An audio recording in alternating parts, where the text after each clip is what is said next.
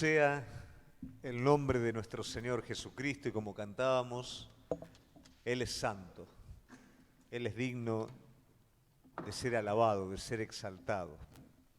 Él es el centro de nuestro amor. Muy bien, quería saludarte en esta tarde. Iglesia, nos gustaría que poder estar presentes aquí, pero bueno, lo podemos hacer igualmente a través de la red, sorteando este tiempo, estas dificultades que están habiendo, pero tenemos la gracia de Dios de poder transmitir la palabra, de poder luego estar unidos a través del Zoom, conservando de alguna manera esa unidad de cuerpo, esa edificación de cuerpo que la situación presente nos permite hacer de esta manera. Bueno, seguimos con el estudio del libro de los Hechos. Como hemos ya enseñado, es un libro biográfico, es un libro de transición en el cual se está armando, ¿no es cierto?, la parte nueva de la palabra, se está armando el Nuevo Testamento y van habiendo experiencias, van habiendo dificultades, van habiendo bendiciones también, y todo esto, de alguna manera, se está convirtiendo en la guía de la Iglesia. Por eso es muy importante poder analizar correctamente este libro, entender que es un libro de transición y a partir de él poder estar extrayendo los principios útiles para nosotros hoy. Vamos a estar viendo el capítulo 21.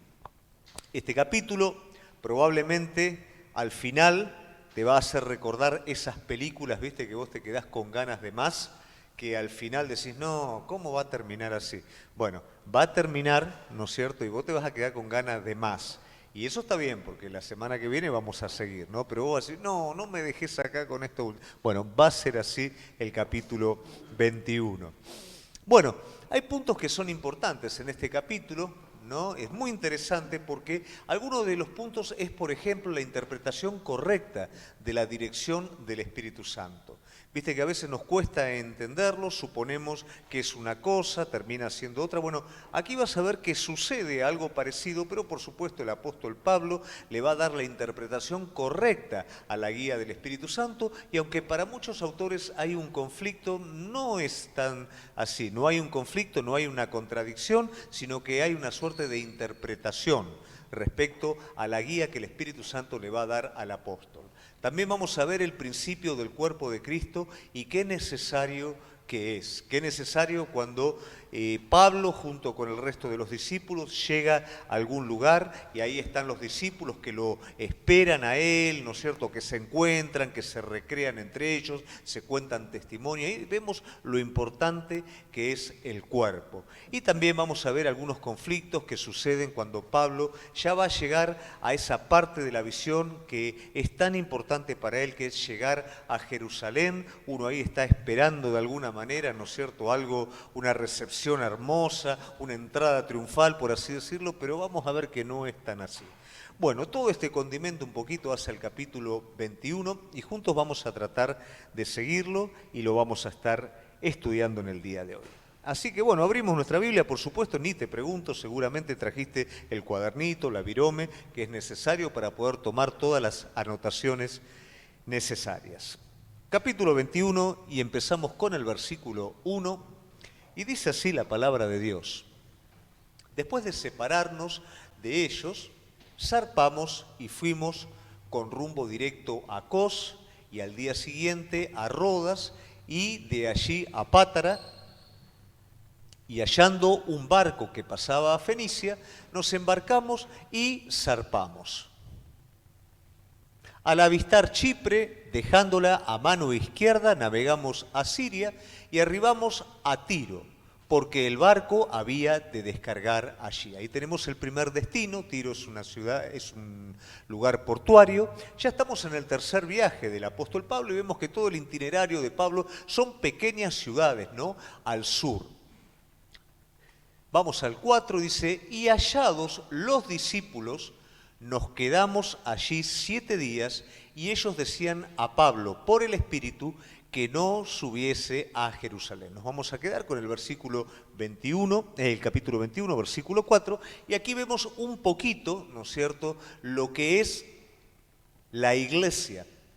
Está llegando el apóstol Pablo con su comitiva, con sus discípulos, y el término hallado los discípulos en su traducción quiere decir una búsqueda específica. Hallados no es simplemente encontrados por casualidad, sino buscados específicamente.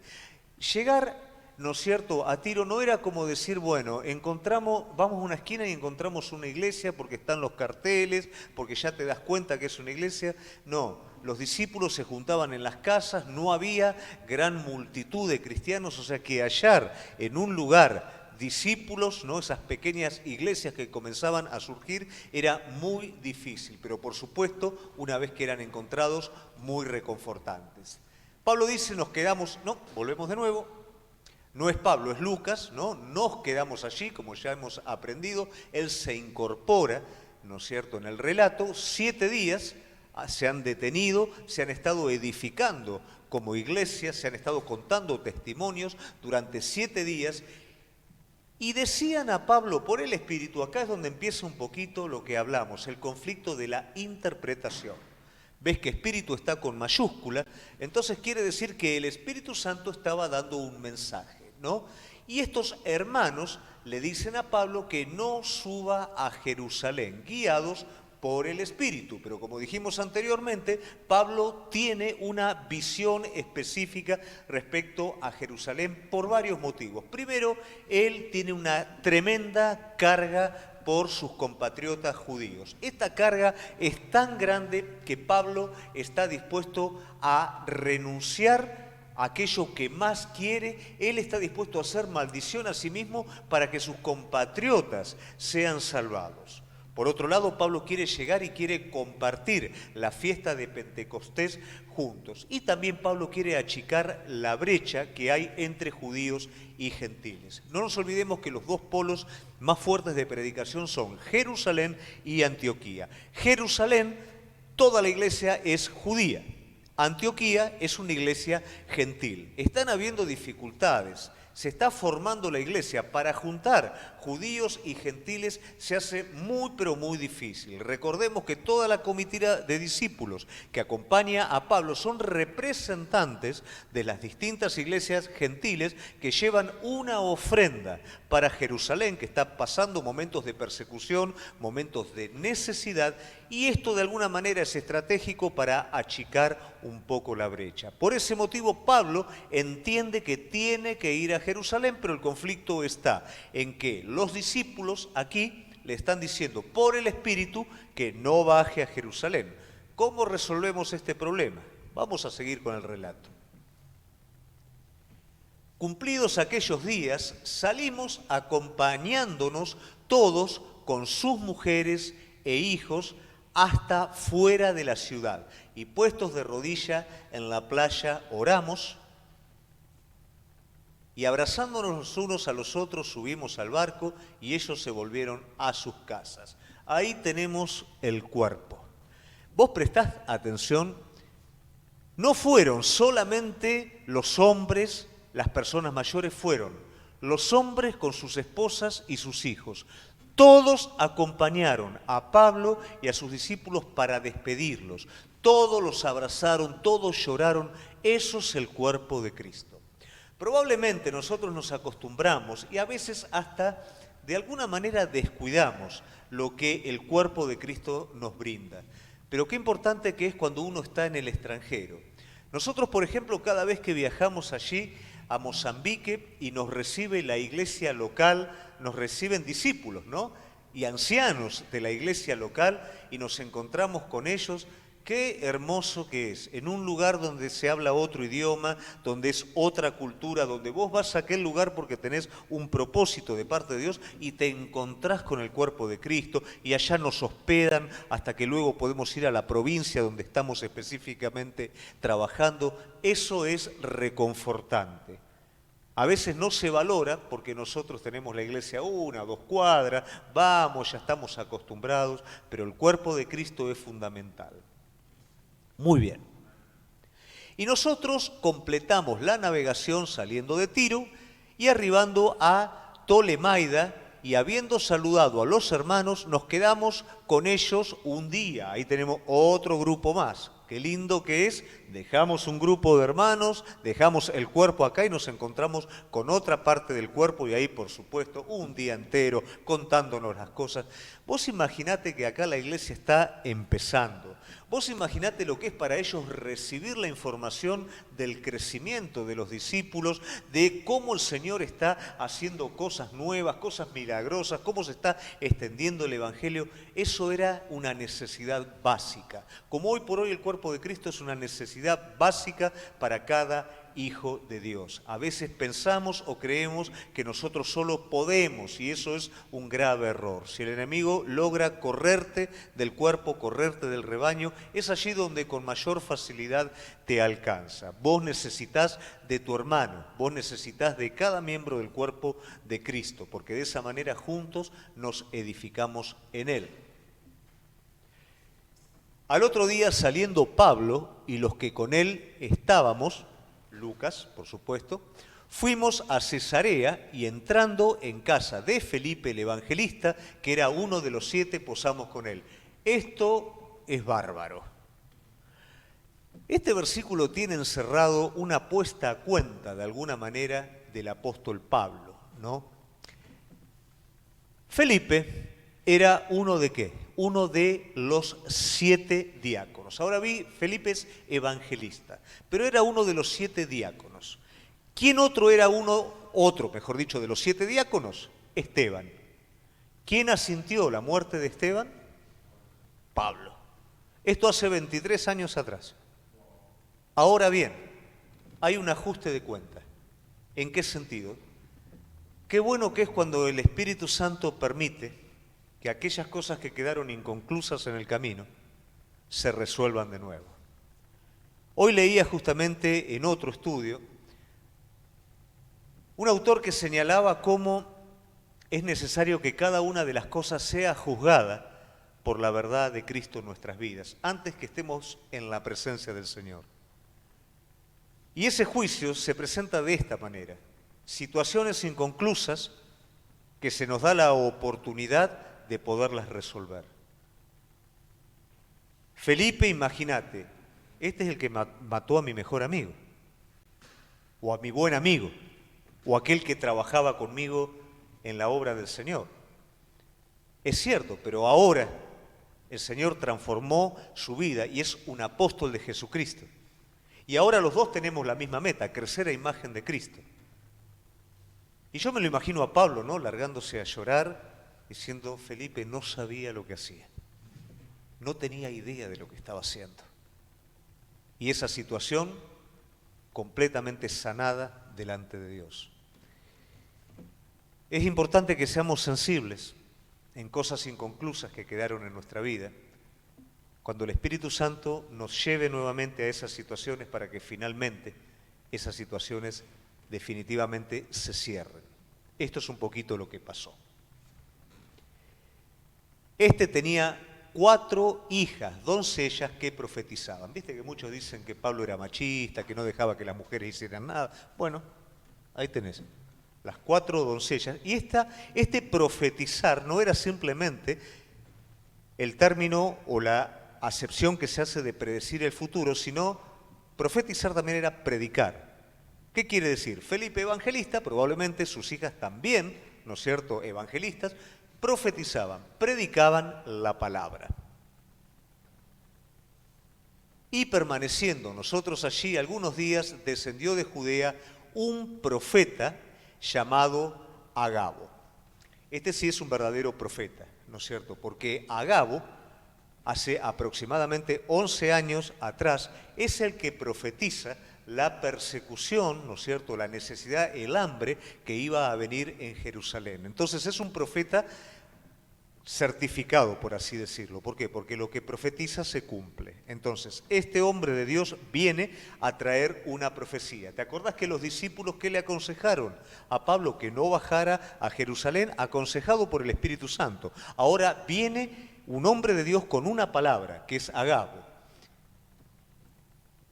quien viniendo a vernos, tomó el cinto de Pablo y atándose los pies y las manos, dijo: esto dice el Espíritu Santo, Así atarán los judíos en Jerusalén al varón de quien es este cinto, y le entregarán en manos de gentiles. Algunos consideran que cuando llega Agabo no tiene idea que ese cinto, no es que se lo saca a Pablo de la cintura, no tiene idea que ese cinto es de Pablo.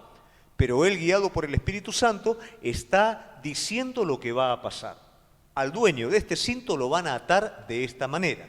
Se está corroborando lo que el Espíritu Santo habló anteriormente a los discípulos. Al oír esto, le rogamos nosotros y los de aquel lugar que no subiese a Jerusalén. Entonces acá empieza el conflicto. A ver, ¿es la voluntad de Dios o no es la voluntad de Dios? El Espíritu Santo, ¿qué está diciendo? No bajes a Jerusalén. El profeta Agabo, ¿qué está diciendo? Si bajas a Jerusalén te van a estar atando, ¿no es cierto? Al oír esto le ruega el resto de los hermanos que le está diciendo, no lo hagas.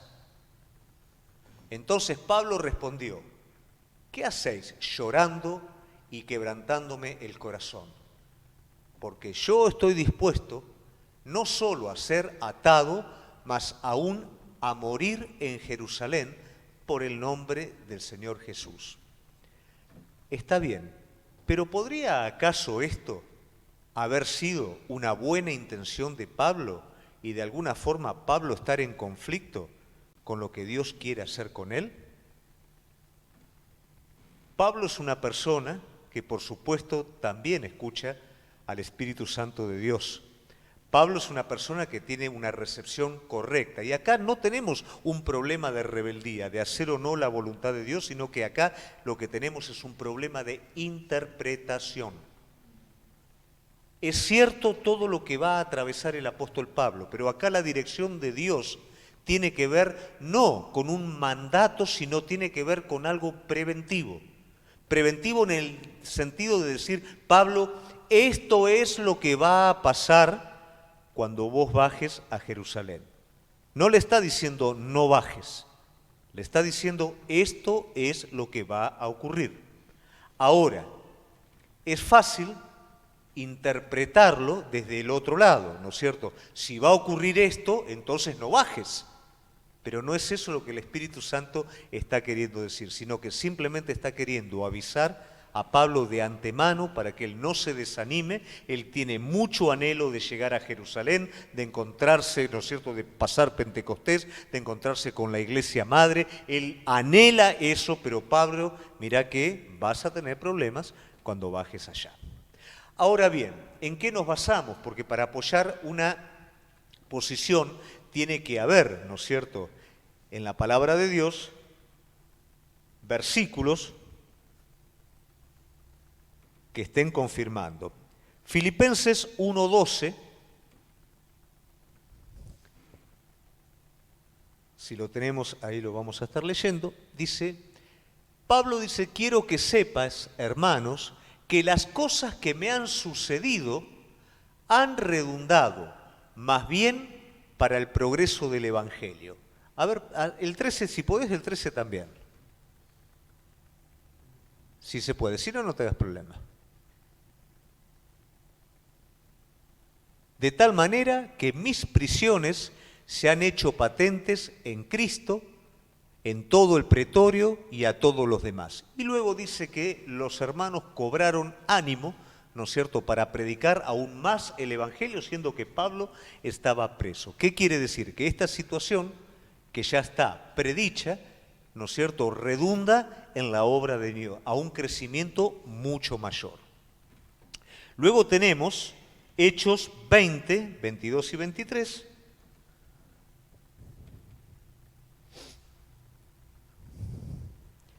Ahora he aquí, ligado yo en espíritu, voy a Jerusalén sin saber lo que allá me ha de acontecer. Esto está en el capítulo anterior. Pero en el 23 dice, salvo que el Espíritu Santo por todas las ciudades me da testimonio diciendo que me esperan prisiones y tribulaciones, y ahí está la interpretación correcta. No era no bajes, sino lo que el Espíritu Santo le habla a Pablo, cuando bajes a Jerusalén te espera esto y esto. El Espíritu Santo está dándole algo preventivo a Pablo, no una prohibición. Y ahí se resuelve finalmente el conflicto de la dirección.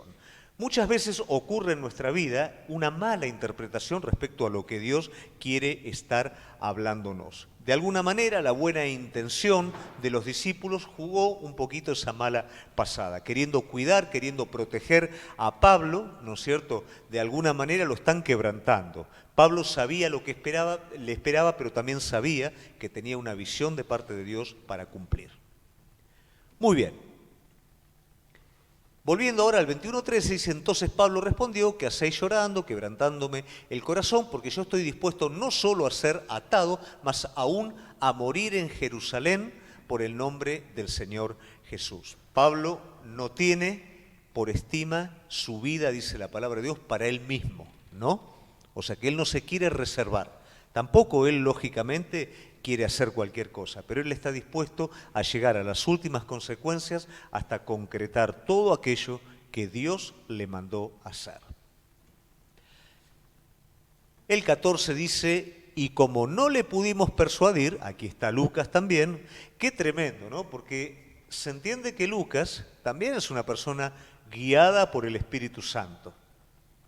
Lucas, como sabemos, es quien escribe el libro de los Hechos, el Evangelio según San Lucas, es una persona guiada por el Espíritu Santo, pero estaba entre uno de aquellos que persuadía a Pablo para no viajar, para no bajar a Jerusalén. Después de esos días, hechos ya los preparativos, subimos a Jerusalén. Y vinieron también con nosotros de Cesarea algunos de los discípulos, trayendo consigo a un llamado Mnason, de Chipre, discípulo antiguo con quien nos hospedaríamos, ¿no? Ese término discípulo antiguo habla de que probablemente Mnason sería uno de los primeros discípulos, él habría sido de alguna manera participante, ¿no es cierto?, de Pentecostés, ¿no es cierto?, de la predicación de Pedro. Son especulaciones, no se sabe a ciencia cierta, pero al referirse a antiguo se está refiriendo de un discípulo maduro de hace ya muchos años. Cuando llegamos a Jerusalén, los hermanos nos recibieron con gozo. Y vamos a ver que cuando Pablo llega finalmente, imagínate, a Jerusalén, van a haber dos recepciones. Una linda y otra un poco más complicada. La linda que los hermanos, Pablo, ¿no? Con gozo lo recibimos, qué lindo, escuchamos hablar de vos, hermoso. Pero vamos a tener otra recepción también. Vamos al 18. Y al día siguiente Pablo entró con nosotros a ver a Jacobo, que es el hermano de Jesús, y se hallaba reunido, no, todavía no, y se hallaba... Ahí ya me mareaste, ahora sí. Y se hallaban reunidos todos los ancianos. ¿Qué quiere decir? La iglesia madre, no se sabe por qué, pero los apóstoles no estaban. Solamente estaba Jacobo como principal de la iglesia de Jerusalén y un grupo de ancianos que lo están recibiendo a Pablo. Ahora sí, 19. A los cuales, después de haberles saludado, les contó una por una las cosas que Dios había hecho entre los gentiles por su ministerio. Aquí Pablo da el reporte. Imagínate Pablo contando absolutamente todo lo que el Señor hizo, llevando la ofrenda. Toda la comitiva que acompañaba a Pablo, en la integridad de Pablo, Pablo decidió que todos lo acompañaran, no solamente como representantes de las iglesias gentiles, sino también como testigos de que Pablo no se iba a quedar con un solo centavo de toda esta ofrenda. Pablo sabía hacer las cosas muy, pero muy bien. Entonces Pablo acá les da el reporte de todo lo que Dios está haciendo al hermano de Jesús, a Jacobo, a todos los ancianos. Y acá es donde viene el otro problema y el otro reporte también. Cuando ellos lo oyeron, glorificaron a Dios. ¡Qué bueno, Pablo! ¡Qué lindo todo lo que el Señor está haciendo con los gentiles! Pero tenemos un problema. Ya ves, hermano, cuántos millares de judíos hay que han creído y todos celosos por la ley. ¿Qué pasa? Comenzó a haber problemas con lo que escuchaban que Pablo estaba haciendo, porque la iglesia de Jerusalén es una iglesia judía. ¿Qué quiere decir? Aquí hay un nacionalismo muy fuerte, hay costumbres, hay tradiciones, y Pablo, por supuesto, no puede llevar esas costumbres y tradiciones a los gentiles. Es diferente. Entonces los rumores que llegaban a la iglesia no eran buenos rumores. Eran rumores de que Pablo no se estaba moviendo ordenadamente y esto estaba trayendo un conflicto. Cuidado, Santiago y los ancianos no dudaban. De hecho, vamos a ver nosotros que cuando está presente el concilio de Jerusalén, son ellos quienes mandan las cartas a los gentiles. Ellos no tienen duda de cómo Pablo se está moviendo, pero sí hay una inquietud con todos los hermanos de la congregación, con todos los judíos cristianos. Acá está habiendo un conflicto y hay que resolverlo. Entonces, Pablo, pobre, cuenta todo el mundo glorifica a Dios, Jacobo, los ancianos glorifican a Dios, pero Pablo, vos no sabías nada, acá tenemos un lindo problema para resolver. Pero se les ha informado en cuanto a ti, este es el problema, que enseñas a todos los judíos que están entre los gentiles a apostatar de Moisés, diciéndole que no circunciden a sus hijos ni observen las costumbres. Acá estamos teniendo en la iglesia un problema de cultura y una mala interpretación. Para poderlo entender mejor, vamos a ir a 1 Corintios 7:17 y luego al 9, 19 al 23. Y vamos a ver qué es lo que Pablo realmente enseñaba, porque acá hay una distorsión con respecto a lo que Pablo estaba enseñando. 1 Corintios 7:17 dice, pero cada uno como el Señor le repartió y como Dios llamó a cada uno, así haga esto, ordenó en todas las iglesias. ¿Fue llamado a alguno siendo incircunciso? Quédese incircunciso. ¿Fue llamado a alguno siendo circunciso? ¿Fue llamado a alguno siendo incircunciso? No se circuncide. 19. La circuncisión nada es, la incircuncisión nada es, sino el guardar los mandamientos de Dios. Pablo no está aboliendo la tradición, Pablo no está diciendo, ya ustedes que son judíos no lo tienen que hacer más, ustedes son judíos, hagan lo que los judíos tienen que hacer, ustedes son gentiles, no hagan lo que los judíos hacen. Lo que nos tiene que unir es Cristo y respetar los mandamientos de Dios. Eso es lo que nos hace cristianos a uno y a los otros, pero cada uno haga según su cultura. Yo pensaba mientras preparaba esto, ¿no? Cada vez que nos toca viajar a África y comparar la cultura, por supuesto que hay un montón de cosas de aquel continente que si nosotros las hiciéramos en los cultos nuestros, sería alarmante para algunos, ¿no? Los bailes y un montón de cosas. Las ofrendas nos caería la Sociedad Protectora de Animales y nos haría un desastre, ¿no? Porque a veces te ponen las gallinas con las patitas atadas como ofrenda o te traen un chanchito como ofrenda. Imagínate si pasara eso en una reunión de domingo. O imagínate que al lado del alfolí te ponen un maple con huevos, ¿no es cierto? No, es distinto, es otra cultura completamente diferente. ¿Está mal? No, no está mal. Es cultural. ¿Qué es lo que está mal? Cuando yo me quiero hacer el africano o cuando el africano se quiere hacer el latino. Cuando el gentil se quiere hacer el judío o el judío se quiere hacer el gentil. Entonces vos llegás porque fuiste rescatado de una patota o de lo que sea, llegás con tatuajes, llegás con piercing. Bueno, está bien, así fuiste rescatado. El Señor te va a redimir y probablemente, así como estás vos conociendo los códigos, conociendo cómo se mueve ese grupo, vas a ser de bendición a esa gente. Pero vos, que nunca te hiciste un tatuaje, que nunca te hiciste nada, ¿me entendés? No te hagas tatuaje para ir a predicarle a las patotas. O sea, con eso tiene que ver más que nada. No es si está bien, está mal, ¿no es cierto? ¿Qué es lo que está diciendo? Así como viene, como venís, quédate. Hay una rama también, ¿no es cierto?, en la iglesia cristiana, ¿no es cierto?, que se liga de alguna manera con el judío, y personas que no son judíos se ponen los kipás, se ponen, viste, la filatelia, ¿no es cierto? Si vos fuiste llamado gentil, y como gentil fuiste llamado a predicar el Evangelio, a crecer a imagen de Cristo, quédate como gentil, y el judío se convierte, y como judío mesiánico, quédese como judío mesiánico. Eso es lo que Pablo de alguna manera está queriendo hablar a la iglesia. ¿Se entiende? ¿Sí? Muy bien. Cada uno, en el estado en el que fue llamado, ahí está, en él se quede. Muy bien. También Pablo en el 9, 19 al 23, dice, por lo cual, siendo libre de todos, me he hecho siervo de todos para ganar a mayor número. Me he hecho a los judíos como judío. Él es judío. No tiene problema. ¿Querés que me comporte como judío? Soy judío. ¿Qué problema hay? Me comporto como judío.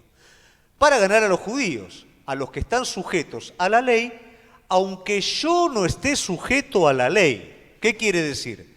Yo me puedo mover como si estuviera sujeto, pero yo no estoy sujeto. Yo estoy sujeto a Cristo.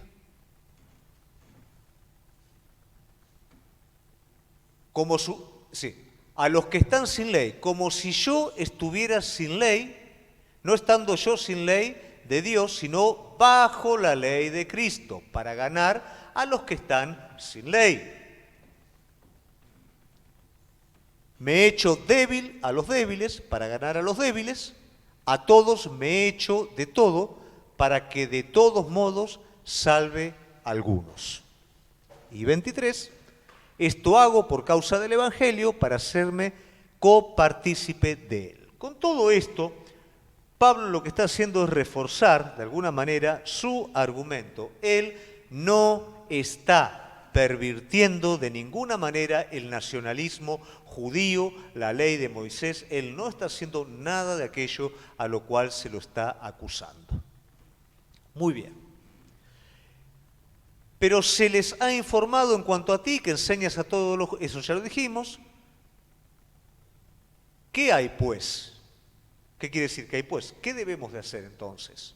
La multitud se reunirá de cierto porque oirán que has venido. Entonces, algo tenemos que hacer porque este es el problema que hay. Y toda la gente va a venir a ver de qué se trata todo esto. Entonces, tiene que haber una solución. Haz pues esto. Esto es importante. Y queda a nuestro criterio considerar, ¿estuvo bien o no estuvo bien? Es simplemente para analizarlo. Entonces Jacobo y los ancianos están diciendo, dado este problema, Pablo, vas a tener que hacer lo siguiente. Hay entre nosotros... vamos para atrás. Haz pues esto que te decimos. Hay entre nosotros 4 hombres que tienen obligación de cumplir voto. Tómalos contigo, purifícate con ellos y paga sus gastos para que se rasuren la cabeza y todos comprenderán que no hay nada de lo que se les informó acerca de ti, sino que tú también andas ordenadamente guardando la ley. ¿Qué quiere decir? Había personas, entre ellas 4 personas, que estaban finalizando sus votos nazareos. El voto nazareo es un voto de consagración extra, ¿no? De dar un paso más. Este voto finalizaba, el voto nazareo ya sabemos que tenía que ver con no poder estar bebiendo bebidas alcohólicas, no podían estar tocando muertos y no podían, se tenían que dejar crecer el pelo. Para resolver o para entregar este voto se tenían que rapar y tenían que hacer un sacrificio de 3 animales y junto con ello tenían que quemar su cabello. Todo esto era muy lindo, pero todo esto costaba plata, ¿no es cierto? Imagínate 3 animales cada uno, contando los de Pablo también, serían 5, 15 animales. ¿Quién tenía que pagar todo eso más el coafer, todo el corte de pelo? Pablo. Entonces, Pablo, para resolver este problema, vos tenés que presentarte también, vos tenés que ser parte de este acto delante de todo el mundo para que todos los demás vean que vos estás haciendo las cosas de manera correcta. Pero en cuanto a los gentiles que han creído, nosotros, el 24, purifícate. Sí, el 25. Pero en cuanto a los gentiles que han creído, nosotros les hemos escrito determinando que no guarden nada de esto, solamente que se os abstenga de lo sacrificado a los ídolos, de la sangre, de ahogado y de fornicación. Este era el tratado, ¿no es cierto?, que se hizo en Jerusalén, que se les había hablado al resto. Esto era lo que los gentiles sencillamente no podían hacer. En el primer concilio de Jerusalén se llega a este acuerdo, y esto es lo que enseñaba Pablo. Pero ahora Pablo va a tener que de alguna manera tranquilizar a través de esto al resto de la multitud. Entonces Pablo tomó consigo a aquellos hombres y al día siguiente, habiéndose purificado con ellos, entró en el templo para anunciar el cumplimiento de los días de la purificación. Era un testimonio público. En el templo ellos tenían que dar testimonio que ya se terminó, ¿no es cierto? O sea, que ya terminó ese tiempo de nazareato, de la purificación, cuando había de presentarse la ofrenda por cada uno de ellos. Es un testimonio público. El 27 dice, pero cuando estaba para cumplirse los 7 días, unos judíos de Asia, al verle en el templo, alborotaron a toda la multitud y le echaron mano. Siempre lo mismo, pobre. Judíos de Asia, esos que alborotaban en los viajes anteriores, ahora están en una fiesta, porque es la fiesta de Pentecostés. Están todos juntos en Jerusalén, lo reconocen a Pablo y por supuesto, ahora vamos a estar boicoteando a Pablo en este lugar. Y mira cómo lo hacen, el 28, dando voces, diciendo, varones israelitas, ayudad. Este es el hombre que por todas partes enseña a todos contra el pueblo, la ley y este lugar. Además de esto, ha metido a griegos en el templo y ha profanado este santo lugar. Meter a un gentil adentro del templo, ¿no es cierto?, era sinónimo de sacrilegio. De hecho, había inscripciones que señalaban que si algún gentil entraba, iba más allá del atrio de los gentiles, ¿no es cierto?, iba a ser muerto. Pero se lo estaba acusando, como se lo veía a Pablo en los distintos lugares de Asia, estar con griegos, con los discípulos, ¿no es cierto?, griegos, daban por hecho que los habían metido adentro del templo y con esto lo están acusando. Porque antes habían visto con él en la ciudad a Trófimo, ahí está, de Éfeso, a quien pensaban que Pablo había metido en el templo. Esto no solamente para esta gente, sino esto también es para nosotros. Como la mente tiene la capacidad de asociar, muchas veces faltan piezas, como quien diría, faltan fichas. Y en nuestra ansiedad, esperar que el juego, antes de esperar que el juego esté completo, es como que nosotros damos por hecho esas 2 fichitas que faltan. Y generalmente ahí es donde cometemos las grandes equivocaciones. Se lo está acusando a Pablo, se lo vio a Pablo con griego, se da por hecho que Pablo metió en el templo a un griego. Y eso es totalmente mentira, nunca estuvo eso. Pero la multitud se enardeció con este argumento. Así que toda la ciudad se conmovió y se agolpó el pueblo, apoderándose de Pablo, le arrastraron fuera del templo e inmediatamente cerraron las puertas. Algo muy parecido a lo que ocurre con Esteban, y pensar que antes Pablo fue el que incitó esto, ¿no es cierto?, con Esteban. Ahora Pablo está en el lugar de Esteban. Entonces, de alguna manera también es simbólico el cierre de puertas de templo, ¿no? ¿Qué quiere decir? Pablo, acá no te queremos. Pero yo me pongo en el lugar del apóstol, en el amor de este hombre de Dios que está dispuesto a entregar lo más precioso de su vida por sus conciudadanos, y sus conciudadanos están hablando ahora de matarle. Lo arrojan del lugar querido, lo arrojan del templo, lo quieren matar. Pablo acá ya no es un chico, estamos hablando de una persona de mayoría de edad. Y procurando ellos matarle, se les avisó al tribuno de la compañía que toda la ciudad de Jerusalén estaba alborotada. Este, tomando luego soldados y centuriones, vos fíjate a qué punto el alboroto sería considerable. Se entiende que había un montón de gente por la festividad, pero acá está hablando, ¿no es cierto?, que tomando luego soldados y centuriones, o sea, no bastó simplemente una compañía de soldados, sino también jefe de centurias para poder sofocar un poquito toda la multitud. Cuando ellos vieron al tribuno y a los soldados, dejaron de golpear a Pablo. Semejante cantidad de personas que ameritó que estuvieran allí presentes los soldados, estuvieran presentes los centuriones, toda esa multitud le estaba pegando a Pablo. Ahora, un gentil, gracias a Dios, aparece en la providencia divina y permite, de alguna forma, que se detenga esa golpiza que le estaban dando a Pablo. Entonces, llegando el tribuno, le prendió y le mandó atar con 2 cadenas y preguntó quién era y qué había hecho. Pregunta que te hago, ¿a qué te hace acordar de lo que venimos hablando? Atado con 2 cadenas. ¿Quién dijo que iba a ser atado con 2 cadenas? Agabo. ¿Dijo Agabo que iba a morir en Jerusalén? No. Dijo que lo iban a atar, ¿no es cierto?, con 2 cadenas. Y aquí se cumple la palabra de Dios. Entonces, esto también nos muestra, ¿no es cierto?, que la dirección del Espíritu Santo y la interpretación de Pablo al respecto era correcta. Agabo es un profeta de Dios, ¿por qué? Porque lo que predice se cumple. Y esto prueba que este es un hombre de Dios. Predijo una persecución, predijo el hambre anteriormente y eso se cumplió, predijo cómo Pablo sería capturado y también esto se cumple. Pero entre la multitud unos gritaban una cosa, otros otra, y como no podía entender nada, de cierto a causa del alboroto, le mandó llevar a la fortaleza. Ahí, en la parte de atrás del templo estaba la fortaleza Antonia. Esta fortaleza tenía la función, de alguna manera, ¿no es cierto?, como los gentiles no podían entrar en el templo, los soldados no podían entrar en el templo, la fortaleza Antonia tenía una torre de, más o menos, no sabés.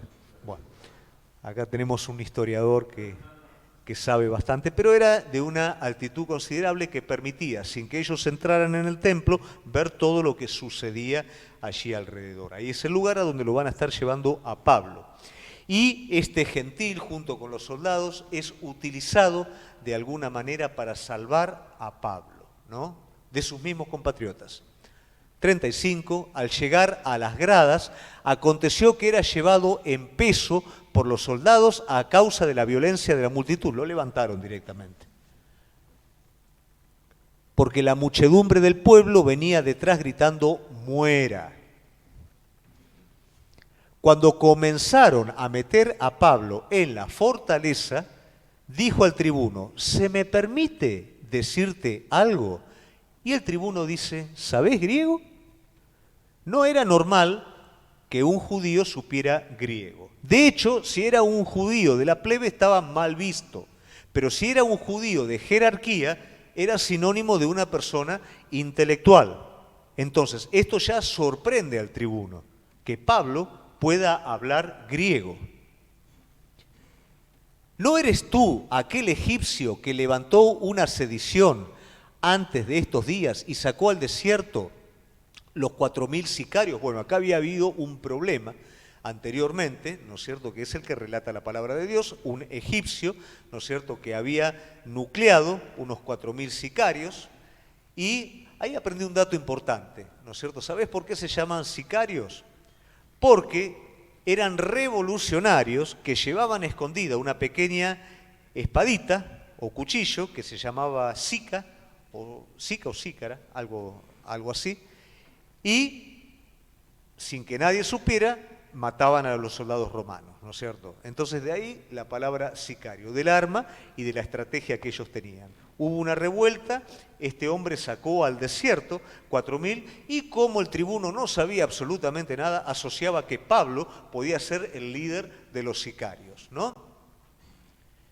Entonces dijo Pablo, yo de cierto soy hombre, acá es bueno porque acá Pablo presenta toda su estirpe. Dice primero, soy hombre judío, o sea, no soy el egipcio, no soy de otro lado y por más que hablo griego, yo soy judío, se identifica completamente con su pueblo. De Tarso, ¿qué quiere decir? Tarso era un lugar intelectual, era como decir universitario o erudito. Yo soy judío, erudito o preparado, ciudadano de una ciudad no insignificante de Cilicia, con ciudadanía romana. Entonces acá Pablo, de manera humilde, le pregunta, ¿puedo hablar? Le habla en griego y le saca todo el currículum. Pero te ruego que me permitas hablar al pueblo. Y de todo esto siempre con humildad, Pablo, ¿no? Y cuando él se lo permitió, Pablo, estando en pie en las gradas, hizo señal con la mano al pueblo, hecho gran silencio, habló en lengua hebrea, diciendo. ¿Querés saber lo que Pablo le dijo al pueblo? ¿Qué te dije en un principio? Te ibas a quedar al final con el gustito, ¿no es cierto? ¿Así termina? Sí, así termina. Lo que Pablo le dijo, eso está en el capítulo 20 y lo vamos a estar viendo el jueves que viene. Pero es bueno que este capítulo de alguna manera nos muestre a nosotros lo importante que es el cuerpo de Cristo. Yo creo que en este tiempo presente que estamos viviendo, raro, hemos tenido que estar confinados, han estado graves familiares, algunos han estado con necesidad. ¿Y qué pasó con el cuerpo de Cristo? Cumplió lógicamente su función. Otro tema, la dirección del Espíritu Santo y la interpretación. Hoy qué fácil se habla. Dios me habló, Dios me dijo. O simplemente una pequeña noción te lleva a vos a tomar una decisión sin dar el tiempo suficiente para que la interpretación sea completa. ¿Habló el Espíritu Santo? Sí que habló. Pero bien intencionados, por cuidarlo a Pablo, unos decían, Pablo, no tenés que ir. Y esto de alguna manera le estaba haciendo tropiezo a Pablo. Pablo sabía en su corazón, ligado al Espíritu, que el Espíritu lo enviaba a Jerusalén. Porque luego de ahí, de Jerusalén, él iría a Roma. Pero no iría ni en avión, porque no había en esa época, lógico, no iría en primera clase de barco, iría como preso. A veces nosotros idealizamos la manera en la que queremos que Dios nos use o nos guíe. Y Dios no te dice cómo. Él dice lo que va a hacer con tu vida. Y está en nosotros interpretarlo correctamente. Está en nosotros no dudar aunque las cosas se den de una manera diferente a lo que esperamos. Y qué importante, la aceptación en la iglesia. Qué importante entender que no debemos de imponer nuestras costumbres como un medio de salvación. De comprender que una persona tal vez puede tener una forma diferente a la nuestra, pero no por eso es menos. ¿Cuánto nos arroja este estudio con respecto a la obra de Dios, a los hombres de Dios, al cuerpo de Cristo? Es mi deseo que podamos haber aprendido algo importante, que todo esto nos lleve a crecer como miembros del cuerpo, como ministros de Jesucristo, tomando el ejemplo de este hombre de Dios que no le fue fácil. Todos queremos de alguna manera ser como Él, pero estamos dispuestos a pagar ese precio también. Empecemos ahora, con aquella dificultad, con aquel problema, con aquel imposible que tenemos por delante. Y de la misma manera que Pablo fue fiel a la dirección del Espíritu Santo, pese a todo lo que tenía a su alrededor, nosotros también podamos serlo. Vamos allí en donde estás a orar y a pedirle al Señor que esto pueda ser real en nuestra vida. Señor de los cielos, queremos darte gracias por este estudio que nos permitís compartir cada jueves, en el cual podemos aprender tanto de nosotros, tanto de aquellos hombres que tú usaste, no por ser superhombres, sino que tú los capacitaste por medio de tu Espíritu para hacer tu obra. ¿Cómo fuiste formando, Señor, tu cuerpo? ¿Cómo hemos crecido? Y cómo los primeros pasos hoy nos siguen desafiando a movernos de manera esencial. Gracias por todo lo que nos estás hablando, Señor. Y ruego que tu Espíritu Santo siga trabajando en nuestras vidas. Adoramos al Señor. Sí, Señor. Siempre quiero